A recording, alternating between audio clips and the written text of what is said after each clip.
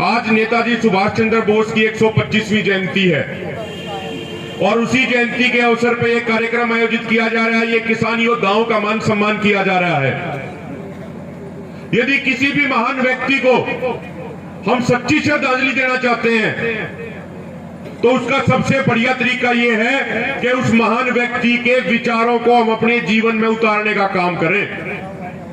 हम यदि उनके जन्म दिवस पर, उनकी मृत्यु तिथि पर उनको याद करके उन पर फूल चढ़ाकर उन्हें भूल जाएंगे तो उनकी जयंती और उनकी पुण्यतिथि बनाने का कोई मतलब नहीं रह जाता।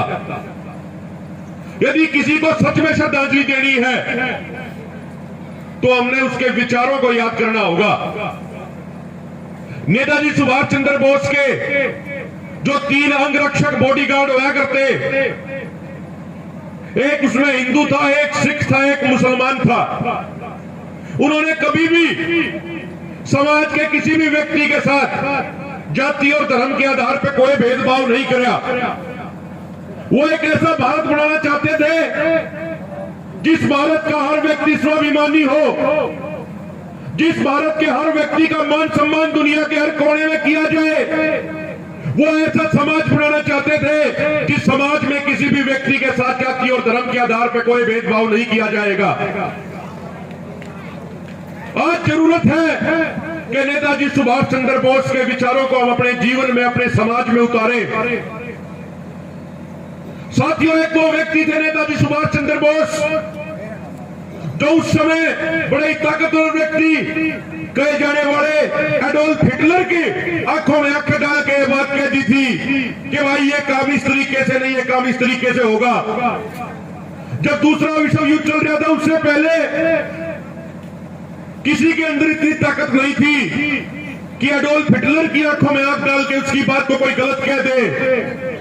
लेकिन नेताजी सुभाष चंद्र बोस में इतना जज्बा था, उनमें इतनी हिम्मत थी, इतनी उनमें बहादुरी थी, इतना स्वाभिमान था कि जो बात उनको गलत लगी उन्होंने हिटलर की भी वो बात गलत बोल दी। आज ऐसे व्यक्तियों की जरूरत है समाज के अंदर। आज ऐसे पंचायती व्यक्तियों की जरूरत है जो सही को सही कहें और गलत को गलत कहें। उनके इस बात का कोई फर्क नहीं पड़ना चाहिए कि भाई जो गलत कर रहा है वो मेरा भाई है, मेरा भतीजा, मेरा अपना है कि नहीं है। यदि वो गलत कर रहा है तो उस गलत को हम गलत कहने की हिम्मत रखें। ऐसे लोगों की आज जरूरत है।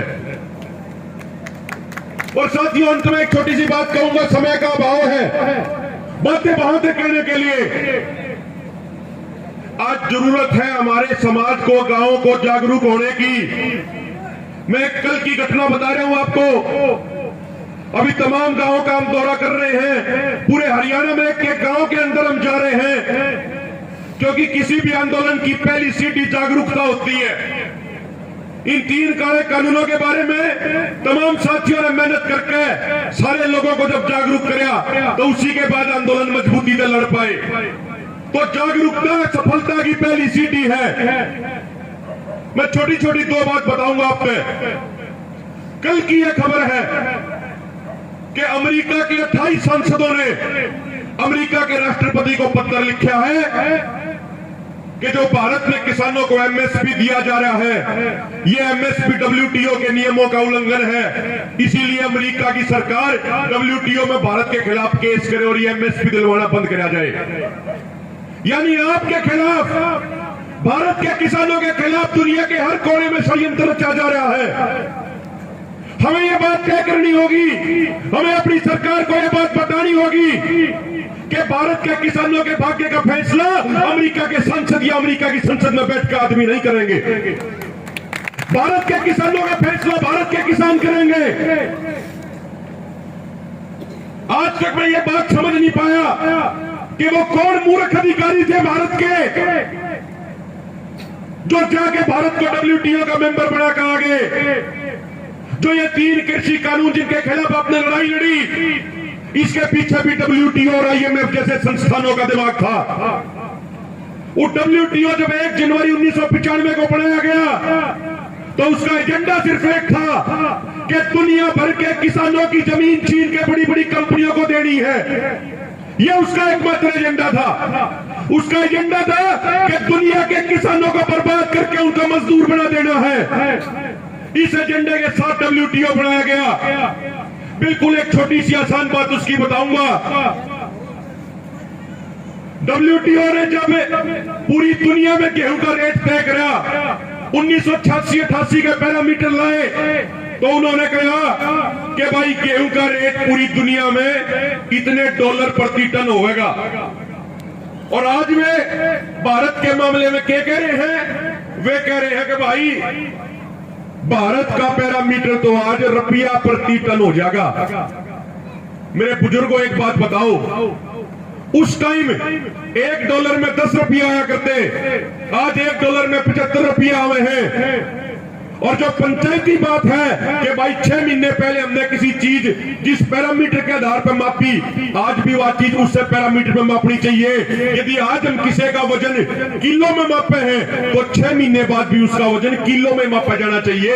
यह नहीं होना चाहिए कि आज फलाना आदमी 70 किलो का है और 6 महीने पाछे का भाई वो आदमी 1 क्विंटल का हो गया। हमेशा मापने का पैमाना एक रहना चाहिए। लेकिन अमेरिका जिसे विकसित देश के कर रहे, जो देश अपने किसानों को 42 लाख रुपए की सब्सिडी देते हैं साल में, पूरा WTO कुछ नहीं कहता। लेकिन भारत में एक किसान को 15,000 रुपए की सब्सिडी दी जाती है तो WTO कहता है कि अंतर्राष्ट्रीय कानूनों का उल्लंघन हो रहा है।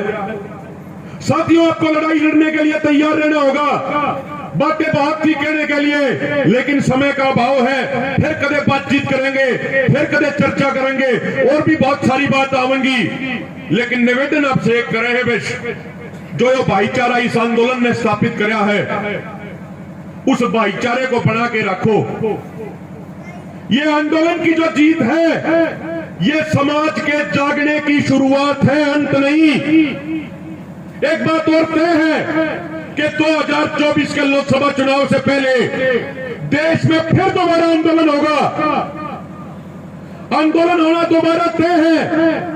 उस समय मुद्दा होगा MSP की गारंटी का कानून, उस समय मुद्दा होगा पूरे देश के किसानों की कर्ज माफी, उस समय मुद्दा होगा नौजवानों के लिए रोजगार, उस समय मुद्दा होगा स्वामीनाथन आयोग की रिपोर्ट लागू होना। आंदोलन दोबारा होगा, ये बात तय है। सारे गांव के बैठे हैं, सारे के घर में जवान बालक हैं, सारे बालक 2-2, 3-3 साल दिल्ली के मुखर्जी नगर में कोचिंग करके आवे। उन्हें मुखर्जी नगर में जाके देखियो, छोटी छोटी कोठड़ी है, जो जेल की कोठड़ी बनाते हैं, 2-2, 3-3 बालक उसमें रोए हैं। कई महीने थी घाम उन्हें नहीं दिखता, घाम उनके नहीं लगता, लेकिन उसके बाद भी वे मेहनत करे हैं। जड़े सांस नहीं आ सकता, उड़ेरे के वे मेहनत करे हैं या सोच के कि भाई नौकरी मिल जाएगी, बाल बच्चे पढ़ जाएंगे। लेकिन पहली बात यह, सरकार वैकेंसी नहीं काटेगी, वैकेंसी काट देगी। छोरा बढ़िया पेपर देगा होगा, कोई लड़का होगा लड़की होगी, बढ़िया पेपर देकर वे आएंगे और शाम में अपने माता पिता तक कहेंगे कि ईद तो बात बन जाएगी, पेपर बढ़िया हो रहा है। तो अगले दिन तड़के अखबार में छपी पाओगी कि भाई पेपर तो कैंसिल हो गया क्योंकि पेपर लीक हो गया था। अगर वो पेपर लीक ना होया, लिस्ट में उनका नाम आ गया, तो फिर ज्वाइनिंग नहीं कराओगे। और जब ज्वाइनिंग की भी बात आ गई, उनके सिर पे पड़ गई, तो अपने आदमी तक कह के कोर्ट में केस करवा देंगे और फिर वे पेंडिंग रख देंगे। तो साथियों, आज जरूरत है सारा भाईचारा एकजुट रहे, सारे लोग रल मिलकर रहे। जितना रल मिलकर रहेंगे, जितना मजबूत उतना ही मजबूत रहेंगे। एक छोटी बात कह के अपनी बात खत्म करूंगा, बात बड़ी लंबी चली गई। एक में कंजावले का आंदोलन होया था, हम तो पैदा भी नहीं हुए थे, हमारे बाप दादा बताया करते। जब 1978 के आसपास जब कंजावले का आंदोलन होया, मुरारजी देसाई प्रधानमंत्री होया करते, तो उस टाइम जब हरियाणा की पंचायतों की बैठक होया करती उस मुद्दे पे, तो प्रधानमंत्री से लेकर सरकार के निचले आदमी तक की पिंडी कांपा करती कि भाई ये हमारे इलाके के जमींदार किसान चौधरी इकट्ठे हो गए, ये बेरानी के फैसला लेकर उठेंगे, उनके हलक के नीचे पानी नहीं उतरा करता। यह आपकी इज्जत थी। इस आंदोलन ने दोबारा तो उसी इज्जत को बढ़ाने की दिशा में आगे बढ़े हैं हम। तो इज्जत हमने बढ़ाकर रखनी है, सारे ने एकजुट रहना है, छोटी मोटी किसी बात पर आपस में कोई झगड़ा नहीं करना। बहुत बहुत धन्यवाद, समय ज्यादा ले लिया उसके लिए हाथ जोड़ के माफी मांगू हूं। तो आप सबका बहुत बहुत आभार, बहुत बहुत धन्यवाद। पूरे खटखट टोल की कमेटी का जितना हम धन्यवाद करेंगे उतना ही कम होगा। आदरणीय सतबीर पहलवान जी हैं, भाई संदीप चहल है, उनका गम में है यो, भाई अनीस खटकर हैं, और हमारी जितनी भी माताएं बहनें हैं, मातृशक्ति हैं, कविता जी हैं, पूनम जी हैं, छोटी बेटी है, मैं नाम भूल गया, हमारी बहन है हमारी, तो आप सबका, प्रेम का, सबका, अनीता जी है, सबका बहुत बहुत धन्यवाद। और भाई जिनका नाम नहीं ले पाया उनको दुगना मान सम्मान के साथ उनको हाथ जोड़कर राम राम करें। बहुत बहुत धन्यवाद।